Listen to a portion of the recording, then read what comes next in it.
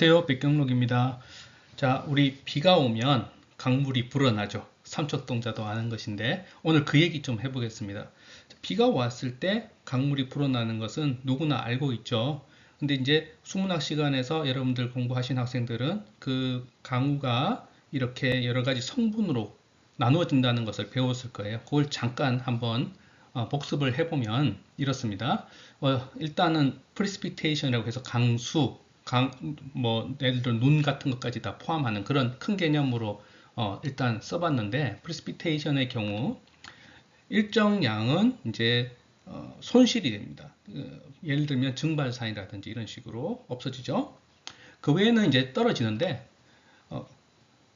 수로상, 그러니까 강이나 저수지 같은데 직접 떨어지는 빗물이 있어요. 얘들은 뭐 그냥 물 위에 떨어지는 물이니까 그대로 기여를 하겠죠. 근데 나머지는 사실 이건 좀 작은 양이고 대부분은 땅 위에 떨어집니다. 땅 위에 떨어진 것들은 상당 부분 땅 속으로 스며들겠죠. 우리가 그걸 인필트레이션, 침투라고 배웠고, 스며들지 않고 땅 위로 이제 흘러가기 시작하는 것이 rainfall excess, 그러니까 surface runoff가 됩니다. 요 어원, rainfall excess라는 단어 참 재밌는 단어인데 이 어원에 대해서는 다음 슬라이드에 제가 잠깐 설명을 드릴게요. 인필트레이션, 땅속으로 들어간 물은 깊이 들어가서 지하수가 되는 경우도 있고, 그라운드 워터, 이제 땅 밑에서 지표면과 비슷한 방향으로 쭉 따라서 흐르는 지표화 유출도 있습니다. subsurface runoff. 조금 주관적이긴 한데 지표화 유출 중에 좀 느린 녀석은 사실 그라운드 워터하고 비슷하게 아주 시간이 오래 걸린다.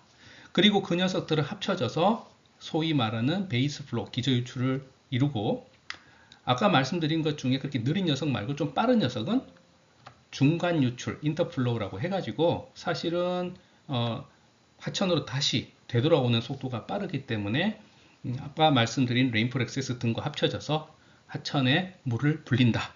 이게 직접 유출, 다이렉트 런오프라고 배웠습니다. 그 다이렉트 런오프를 가져오는 강수는 이것저것 다 빼고 정말 유효한 양이기 때문에 effective precipitation, 강우의 경우는 유효 강우, 이렇게 배웠죠. 그래서 직접 유출과 기저 유출을 합쳐서 토탈 런오프라고 배웠습니다. 자, 우리가 배운 것은 비가 와서 강물이 불어나는 것은 직접 유출이고, 비가 안 온 날도 강에 보면 강물은 거의 마르지 않잖아요. 항상 어느 정도 흐름이 있어요. 그건 베이스 플로우. 이렇게 배웠거든요. 이 당연한 사실인데 오늘 이 얘기를 한번 해보려고 합니다. 제가 이제 강의하는 내용들이 전부 기본적인 수문학 지식을 기본으로 하긴 하지만 여러분들이 원래 교과서에 배웠던 것보다는 좀 다른, 좀 새로운 이야기들을 하고 있잖아요. 오늘도 약간 그런 얘기를 할 테니까 조금 관심 있게 봐주시면 좋을 것 같습니다. 자, 비가 강우가 되는 과정을 지금처럼 이렇게 복잡하게 설명을 드렸지만 조금 더 간단하게 설명을 드리면 또 이렇게 됩니다. 자, 강수가 왔는데 이 중에서 얼마가 하천물이 되느냐, 이것저것 빼는 게 많다고 말씀드렸죠. 증발산, 차단, 디프레션 스토리지, 침투, 이거 빼고 나면 나머지가 이제 실제로 들어가는데, 이렇게 빼는 것들을 손실, 로스라고 합니다. 그리고 빼고 나서, 손실을 다 빼고 나서 순수히 하천으로 들어가는 것들이 이제 남는 거죠. 자, 근데 이 손실들이 다 조금씩 성격이 다른데 어느 것이 더 중요하고 덜 중요하는 것은 시간 규모에 따라 좀 달라요. 예를 들어 여러분들이 많이 관심을 갖고 있는 그런 홍수 사상, 비가 엄청 쏟아졌을 때, 그럴 때를 보시면 비가 굉장히 오래 오지는 않잖아요. 며칠씩 계속 비가 오는 일은 드물단 말이에요. 그럼 그렇게 짧은 시간 동안에 증발산이라는 것은 많지 않을 거다, 이렇게 생각할 수가 있죠. 특히 이렇게 비가 계속 오는 동안에는 공기가 상당히 습윤하다, 즉 공기 중에 우리 증기압이라고 그러는데 증기압이 포화되어 있는 포화 증기압에 가깝기 때문에 증발산이 특히 어렵게 됩니다. 증발산에 대해서는 제가 다음 강의에 또 조금 말씀을 드릴게요. 그렇기 때문에 이런 스톰 이벤트에 대해서는 우리는 증발산은 무시해도 된다, 이렇게 배웠습니다. 그리고 상대적으로 차단이라든지 디프레션 스토리지 이런 거는 양이 좀 작다. 그래서 이것저것 다 빼고 나면 사실 손실이라는 거는 거의 침투다, 인필트레이션 이렇게 봐도 무방하다 그렇게 얘기를 했죠. 그리고 지금 스톰 얘기를 하니까 프레시피테이션은 우리는 레인폴이라고 볼 수 있고, 그럼 B에서 침투량을 빼면 실제 들어가는 양인데 하천으로, 이걸 다른 전문 용어로 뭐라고 부르냐? 유효강우. 사실 앞에서 설명드렸을 때 유효강우와 레인폴 액세스가 살짝 다르긴 한데 실질적으로 큰 양의 차이가 없으니까 비슷하게 부르기도 합니다. 자, 그런데 이렇게 강우로부터 유출이 되는 과정, 그 과정을 도대체 어떤 메커니즘으로 설명을 할 수 있느냐 하는 거에 대해서 조금 얘기를 하고 갈게요. 크게 우리가 오버랜드 플로우, 그러니까 땅 위로 흘러가는 그런 유출을 발생시키는 발생시키는 메커니즘을 먼저 얘기를 해야 되는데, 거긴 크게 두 가지가 있습니다. 네, 첫 번째는 infiltration access라는 메커니즘이에요. 지금 여기 파랗게 쓴 글씨는 제가 홀톤이라는 분이 아주 옛날에 1933년에 쓴 논문에서 제가 가져온 글인데, 잠깐 세우고 한번 읽어보셔도 좋겠습니다. 여기 보시면 강우 강도를 I라고 하고, 이분이 만든 개념이 또 침투능이라는 개념인데 그게 F예요. 침투능이라는 것은 흙이 물을 빨아들일 수 있는 능력, 그러니까 흙 위에 물이 놓여 있을 때 얼마만큼 빨리 들어가느냐, 그러니까 시간당 능력이에요. 그러니까 레인폴 인텐시티하고 강우 강도하고 F는 단위가 같아요. 그래서 이분은 어떤 생각을 했냐 하면은 침투가 되는 능력 F가 있는데 주어진 것이 I다. 근데 I 중에서 F만큼 들어가고 초과되는 거, 남는 거, 그걸 레인폴 액세스라고 했거든요. 자, 레인폴 액세스라는 단어는 여기서 나옵니다. 그 액세스라는 게 뭔가를 뛰어넘는다, 초과한다는 얘기잖아요. 그러니까 즉 침투능을 초과한다는 얘기입니다. 그만큼이 결국은 유출이 된다. 그게 이분이 생각했던 개념이에요. 그러니까 I에서 F만큼 뺀 게 레인폴 액세스다. 지금 이 그림 보시면 설명이 되는데, 자, 비가 오고 있어요. P만큼 막 내리고 있는 거 상상해 보십시오. 그리고 사면에서 인필트레이션이 일어나고 있어요. 근데 인필트레이션이 일어나는 양보다 P가 더 크면 엄청 온단 말이에요. 그러면 OF, 오버랜드 플로우 약자입니다. 오버랜드 플로우가 지금 발생하고 있다. 지금 그런 상황을 상상해 보십시오. 자, 그러면 여러분들 여기서 아마 무릎을 치는 학생이 있을 텐데, 이거는 바로 우리가 학부 수업 시간에 배웠던 홀튼의 침투능 곡식하고 사실은 괴를 같이 하는 거 아닙니까? 예, 바로 그 개념이죠. 그래서 이게 홀톤이 생각하는 거기 때문에 인필트레이션 액세스 메커니즘에 의한 플로우를 홀토니안 오버랜드 플로우라고도 부릅니다. 같은 개념이에요. 여기서 한 가지 질문을 드려야 되겠습니다. 중요한 질문인데, 방금 말씀드린 이 사면에 비가 많이 오고 침투도 되고 있는 상황에서 오버랜드 플로우가 발생했다고 합시다. 그때 그 사면의 흙을 여러분들이 만약에 만져보면 이 흙이 포화되어 있을까요? 그러니까 완전히 포화되어 있을까요?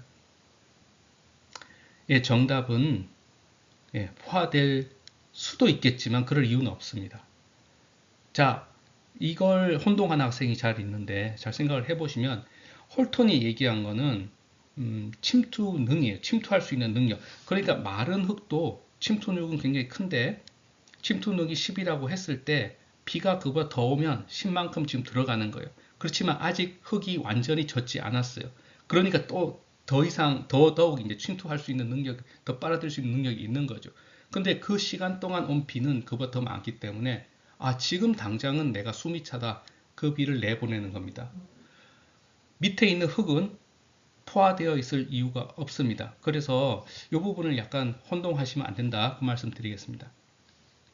자, 그런데 이것만이 오버랜드 플로우를 발생시키는 메커니즘은 아니에요. 그 사람들이 잘 보니까 어떤 경우가 있냐면은 비가 그렇게 강도가 크지 않아요. 강우 강도가. 그래서 인필트레이션 캐패시티보다 강우 강도가 작아요. 그러면 사실 홀턴의 이론에 따르면 전부 다 스며들고 말아야 되잖아요. 오버랜드 플로우 발생을 안 해야 되는데, 근데 그때도 계속 오버랜드 플로우가 발생한 경우가 꽤 많단 말이에요. 그래서 이거는 기존의 인필트레이션 시스템 메커니즘 갖고 설명이 안 된다. 그럼 이거 어떻게 설명해야 되느냐? 사실은 이것도 간단한데, 이 경우를 Saturation Excess Mechanism이라고 합니다. 이건 뭐냐 하면은 반대로 아까 제가 홀톤 얘기할 때 흙이 포화되어 있을 이유가 없다고 말씀드렸잖아요. 근데 이 경우는 흙이 이미 포화가 되어 있는 거예요.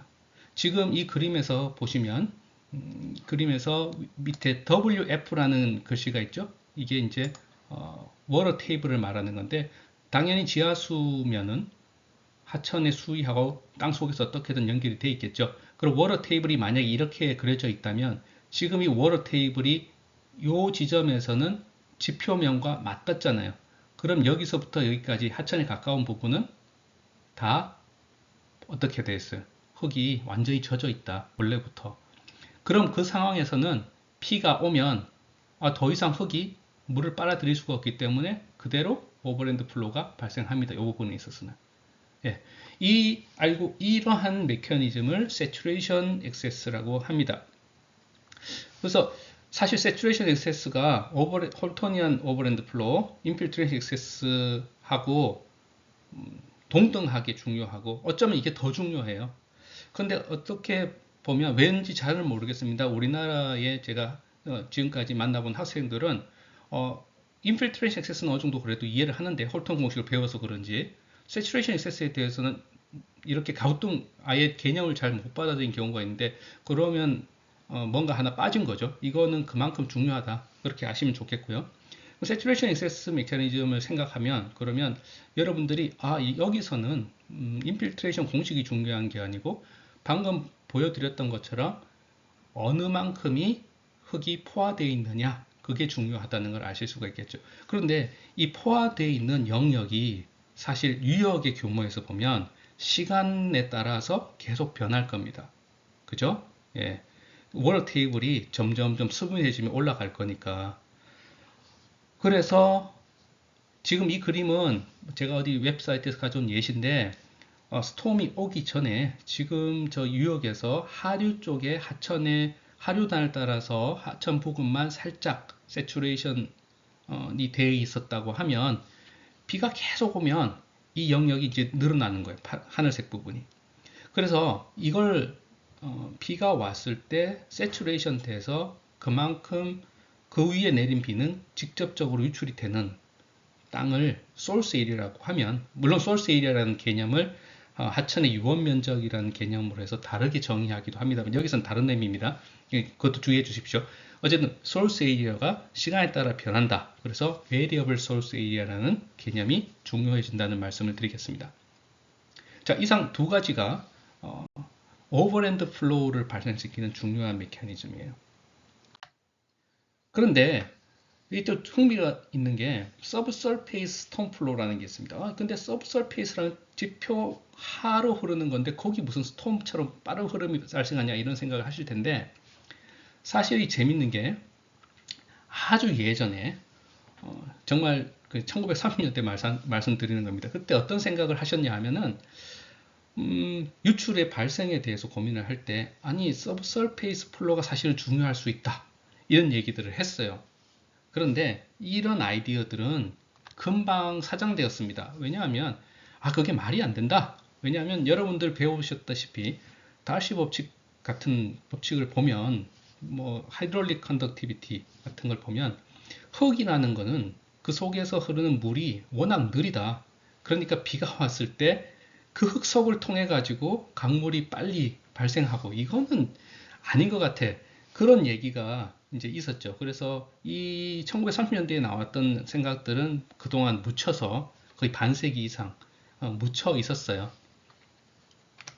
그런데 이제 뭐 아주 최근 아니지만 최근 들어서 아니야 이게 사실은 정말 중요할 수도 있어 이런 이야기들을 하게 됩니다. 자, 이게 왜 그러냐 하면 지금 이게 어떤 분의 논문에서 제가 가져온 건데 땅 속이 우리가 생각하는 것보다 단순히 우리가 공식을 유도하고 할 때 그렸던 그런 포러스 미디어보다 훨씬 더 복잡하단 말이에요.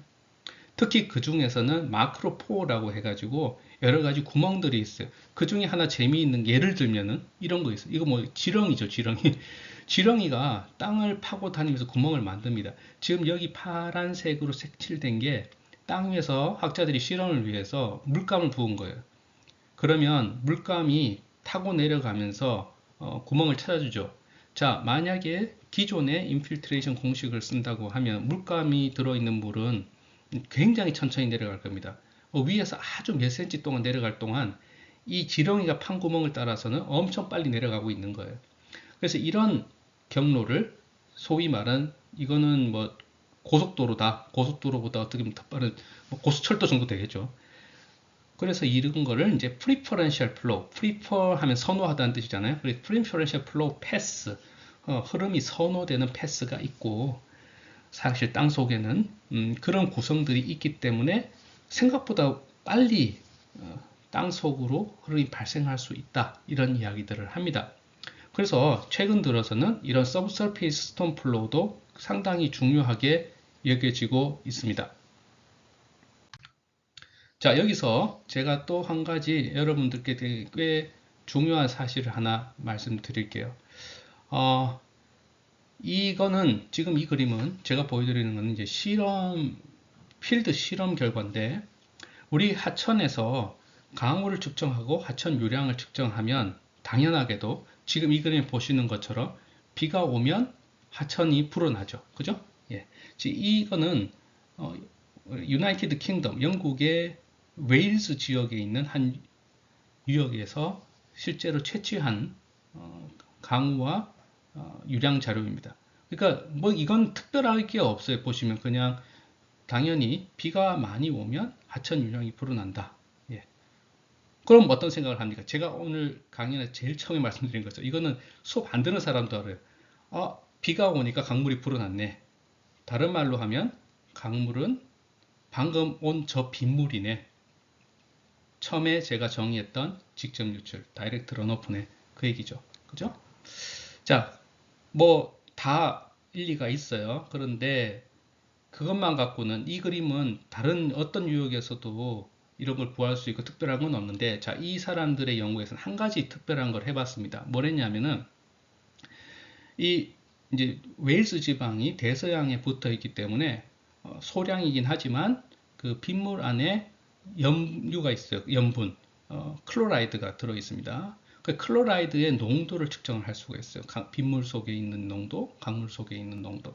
자, 이제 그걸 가지고 한번 그려봤어요. 그 첫 번째 그림은 그냥 유량이고 두 번째 게 이제 클로라이드의 농도입니다.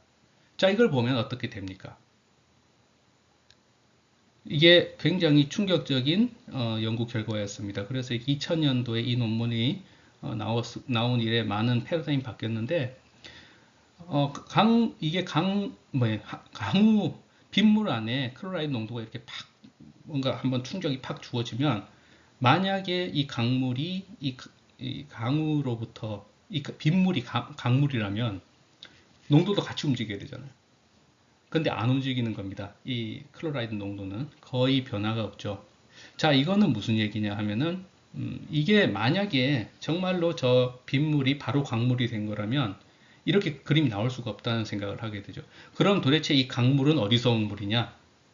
질량 보존의 법칙에 따라서 어디서 갑자기 솟아날 수는 없는 건데 유역이 뭔가 물을 머금고 있다가 그 물이 나온 거다. 이런 생각을 이제 하게 됩니다. 그래서 지금까지 우리가 알고 있던 개념은 좀 틀린 것 같다.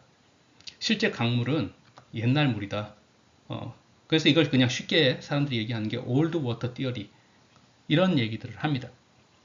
자, 그럼 올드 워터 티어리에 대한 논문이 2000년에 이 논문이 아마 제 기억엔 거의 처음 논문인 것 같은데 그 이후로 한 20년 동안 쭉 이어졌고 현재로 봐서는 이 이론이 맞는 것 같아요. 자, 그럼 이게 우리 수문하는 사람들한테 도대체 어떤 영감을 주느냐?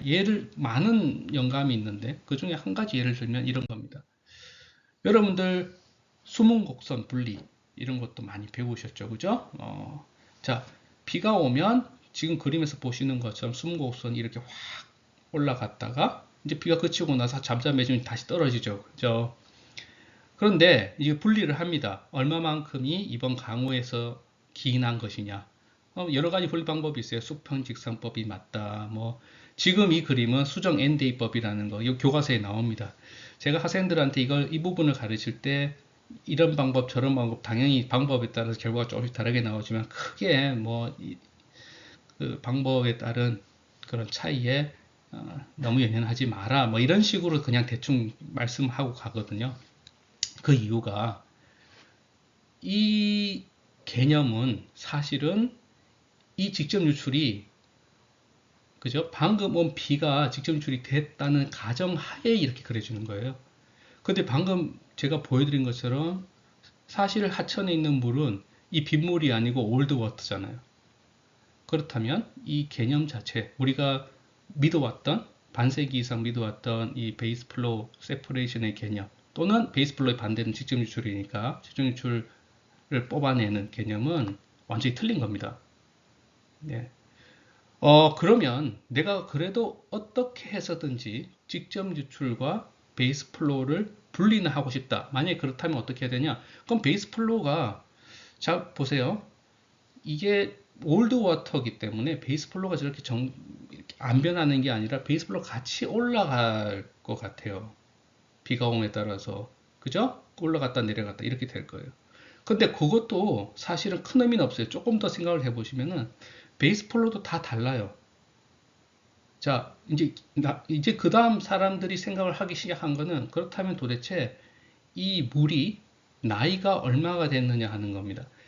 베이스 플로우 다 다르다는 말씀은 그 베이스 플로우로 결국 하천에 나온 물이 이 유역에 처음 들어왔을 시기로부터 얼마나 지난 물이냐 하는 걸 그려보면 다 다를 거란 말이에요. 그러니까 칼로 무 자르듯이 직접 유출, 넌 베이스 플로우 이렇게 되는 게 아닐 것 같다는 말이죠. 그래서 지금 이 부분도 수문학에서 굉장히 많은 학문적 진전이 일어나고 있는 분야다 이런 말씀 드리고 싶습니다. 그래서 관심 있는 학생은 이 분야에 앞으로 많은 공부를 해보시면 좋을 것 같다 그런 생각을 드립니다. 오늘 강연 간단히 정리해 보겠습니다. 일단 여러분들 중에 인필트레이션 액세스에 대해서는 좀 알아도 세츄레이션 액세스는 잘 모르겠다 이런 학생들이 간혹 있는데 그렇지 않고 이 두 개 다 오버랜드 플로우를 만드는 데 있어서는 굉장히 중요한 메커니즘이다 그런 말씀 드렸고요. 그에 못지않게 최근 들어서는 프리퍼런셜 플로우 패스에 대한 발견과 동시에 서브서페이스 런오프도 굉장히 빠르다는 것을 인지하고 있습니다. 아울러 지금 하천에서 발견되는 물은 꼭 현재 발생하였던 그 강우에서 기인한 것이 아닐 수도 있다 하는 개념이 많이 확인이 됐어요. 그래서 올드 워터의 개념이 도입이 됐고 이거는 우리들한테 어떤 의미를 주냐 하면 베이스 플로우를 분리하는 그 노력이 어쩌면 좀 헛된 것이다. 그럼 뭐가 중요하냐 이제 앞으로는 수문학의 개념이 좀 바뀌어야 된다. 트랜짓 타임 디스트리뷰션이라든가 그 물의 나이 이런 것이 오히려 중요해질 것이다. 이런 말씀을 드리게 됩니다. 자, 오늘 강연도 여러분들에게 어느 정도 새로운 생각을 할 수 있는 계기가 되었으면 하는 바람으로 준비해 봤습니다. 예, 좀 도움이 됐으면 좋겠고요. 이상으로 오늘 강연 마치도록 하겠습니다. 감사합니다.